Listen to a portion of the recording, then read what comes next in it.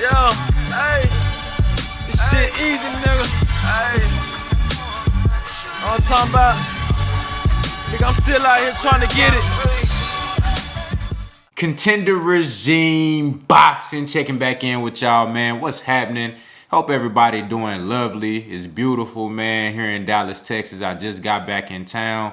Wasn't able to upload for the last few days. I've been in Atlanta, man, moving and shaking. So, you know what I'm saying? I'm glad to be back home and be able to get back to y'all, man, get back to talking this boxing. And, you know, Terence Crawford, I've been seeing a few different things happening over the last few days, but one of the things that stuck out to me was Terence Crawford, you know, pretty much unraveling on Twitter.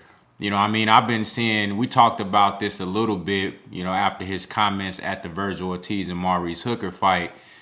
He's been slowly but surely unraveling and pretty much just saying, hey, I don't care about the Errol Spence fight no more. I don't even want to talk about it. I've done my best to try to fight him. He's been upset about not getting the Manny Pacquiao fight, even though it seems like he's still open to trying to chase that fight when Pacquiao has shown no interest in fighting Terence Crawford whatsoever. But he still tries to go after that fight, as opposed to doing whatever it takes to make the Errol Spence fight happen. But hey, you know, that's another conversation in and of itself. But I kind of see where he's coming from as far as with the business of boxing, how this shit work, with the promoters, the different networks, different sides of the street, so to speak. Even Tim Bradley talked about it in the video when a fan or a reporter asked him. Matter of fact, I think it was Champside that actually asked him about him not fighting Errol Spence when it was ordered for him to fight Errol Spence. Tim Bradley, you know, everybody views Tim Bradley as, you know, ducking Errol Spence for not fighting him at that time. And Tim Bradley said, you know, it was different sides of the street. You know what I'm saying? But the same thing, the same, you know, negativity and ridicule that Tim Bradley was giving Errol Spence for the Crawford fight not happening is the same reason that he gave for why he himself did not fight Errol Spence. So that right there lets you know that it's so much bullshit going on behind the scenes in the sport of boxing when you're talking about the business and fights being made between two different promoters or networks. And it's a shame for the boxing fans because, you know, we pay for these fights, we go to the fights, we buy fights. You know, most of us, some of us do anyway. Not everybody buys fights, but, you know, not everybody actually attends the fights in person. But for the fans that actually do support the sport financially, we deserve to see the best fight the best. And, you know, like I said, I kind of understand where Terence Crawford coming from because of just the business of boxing in itself. It's a shit show, man. You got too many different moving parts, too many different promoters, too many different networks. It's too much shit going on. Everybody moving at their own pace.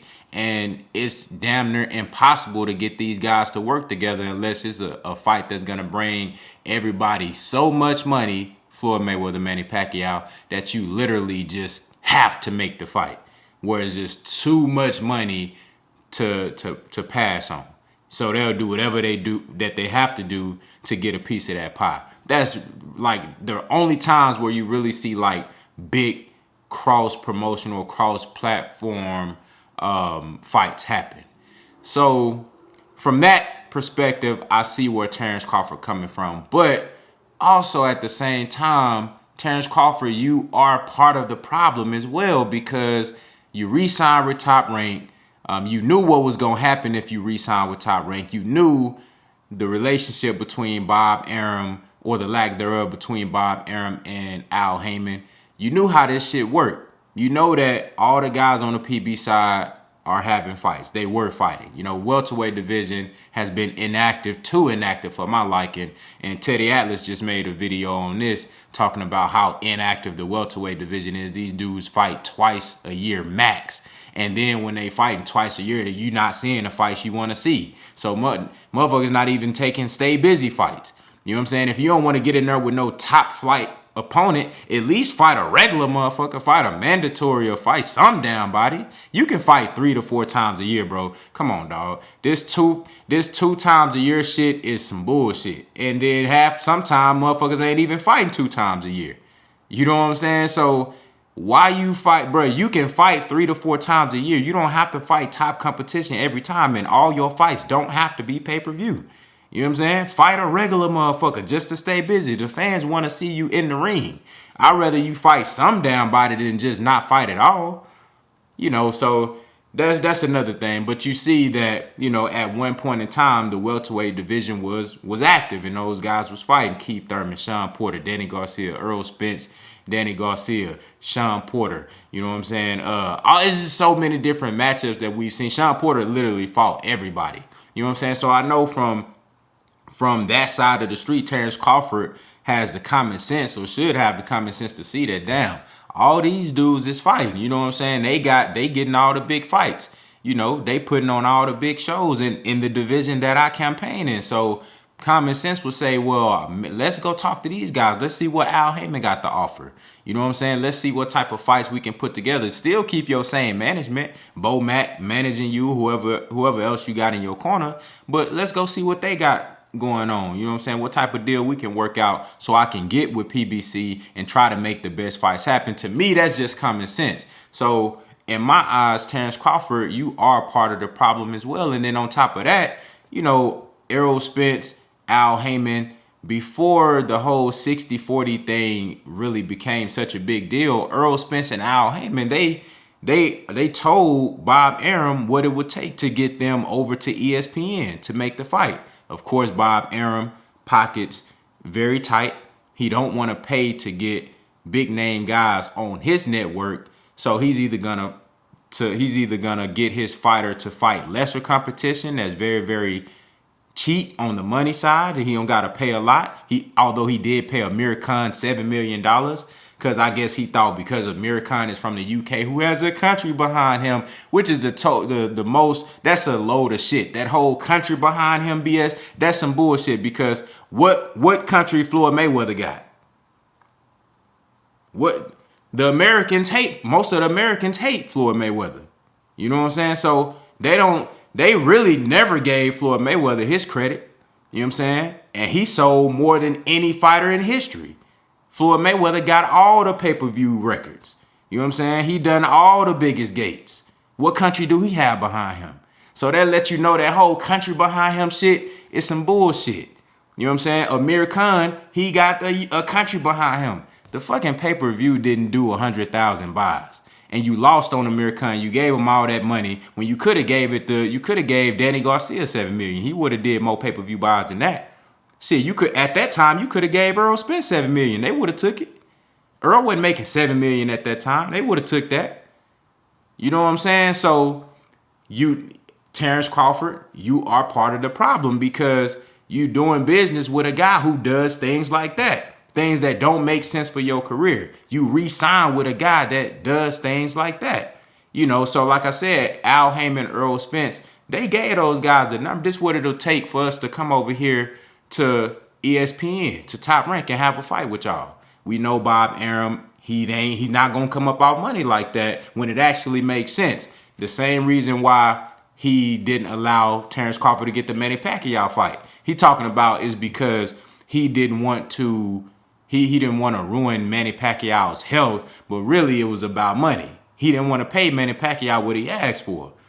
You know what I'm saying? So that either leads to Terence Crawford leaving ESPN and Top Rank to go over to PBC and have just a straight PBC set up, or you got to do a joint venture, which is what Bob Arum is banking on, to try to get all of the money back that he lost on Terence Crawford by doing a 50-50 joint venture and trying to take as much of the proceeds that he's possibly can.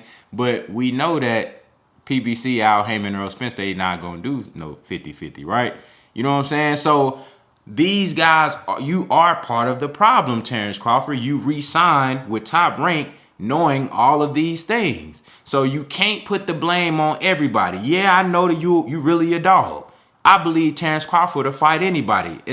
when it comes down to just actually making the fights, like getting in the ring and fighting and putting it all on the line, I believe Terence Crawford will fight anybody. I truly believe that. I think when the bell ring, he turns into a monster and he a dog. You know what I'm saying? He turned into a killer.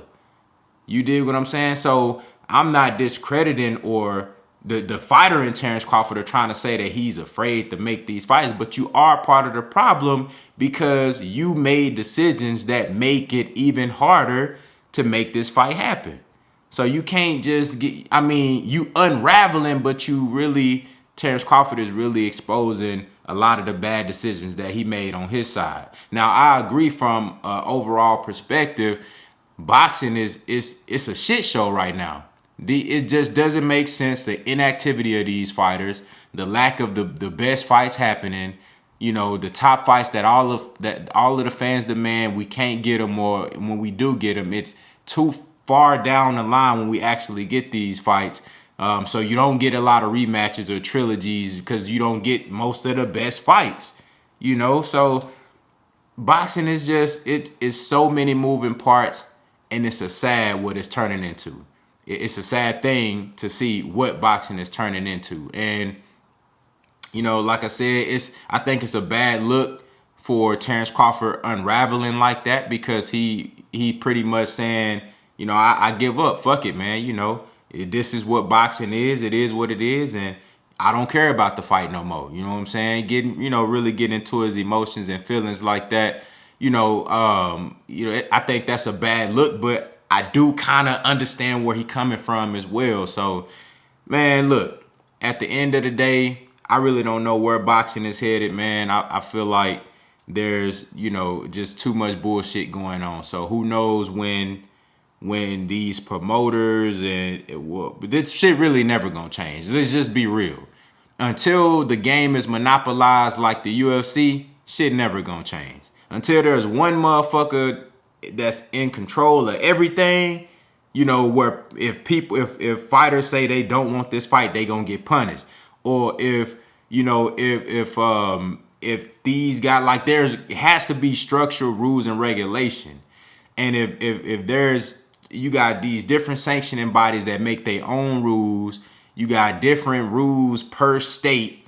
You know what I'm saying? It's just so much shit going on that it's never really gonna be the way the fans want it to be. You know what I'm saying? And truth be told, even 30 years ago, it was bullshit going on then. But of course, we didn't have no social media, and the fans weren't able to really, voice their opinion directly. And the fighters and the promoters didn't, and the analysts, they didn't have a direct outlet to the fans to be able to discuss these things. And now the fans are seeing more and more of the bullshit that's getting, thrown in front of your faces, because you have no choice but to see it now. You wondering like, damn, why we can't get this fight, or why we can't get that fight, but you see now.